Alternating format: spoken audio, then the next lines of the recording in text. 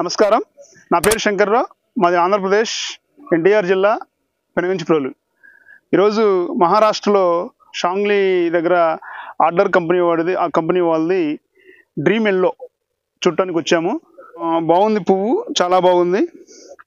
అంటే ఈ పూలో ఉన్న గొప్పతనం ఏంటంటే వర్షాకాలం కూడా పువ్వు ఒక 4-5 రోజులు ఆపుద్ది, ఖచ్చితంగా ఆపుద్ది. ఎందుకు ఆపుద్ది అంటే పువ్వు చాలా స్టిఫ్గా ఉంది, పువ్వు నిలవాగుతుంది. పువ్వు అంటే ఒక ప్లాస్టిక్ పువ్వులాగా ఉంది ఇది. దీనివల్ల మనకి ఏమైందంటే కోసిన తర్వాత ఒక తడిసినా కూడా పువ్వు ఒక 4-5 రోజులు ఆగడానికి మనకి అవకాశం ఉంది. ఒకటి.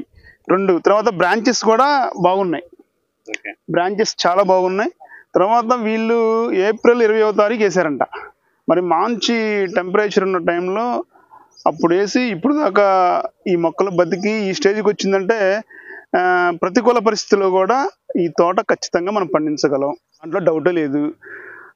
ఈ వర్షాకాలం కూడా ఎండాకాలంలో వేసారు, ఇప్పుడు వర్షాకాలం వచ్చింది. ఈ వర్షాకాలంలో కూడా పువ్వు ఇంత స్టిఫ్గా ఎట్లా ఉందంటే సైజు కూడా బ్రహ్మాండంగా ఉంది, సైజు కూడా ఎక్కువ ఉంది. మనం ట్రాన్స్పోర్ట్లో కూడా పువ్వు స్టాక్ ఉంటుంది.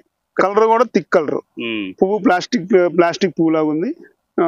అంటే సహజంగా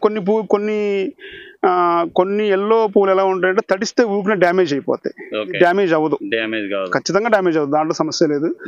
బాగుంది, మొగ్గ కూడా బాగుంది, చెట్టు కూడా బుట్ట వస్తుంది, మంచిగా ఉంది.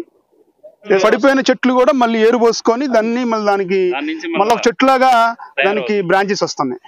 ఖచ్చితంగా వేసుకోవచ్చు. రైతు ఎటువంటి డౌట్ లేకుండా, ఎటువంటి భయం లేకుండా ఆర్డర్ కంపెనీ వాళ్ళ డ్రీమ్ ఎల్లో ఖచ్చితంగా వేసుకోవచ్చు.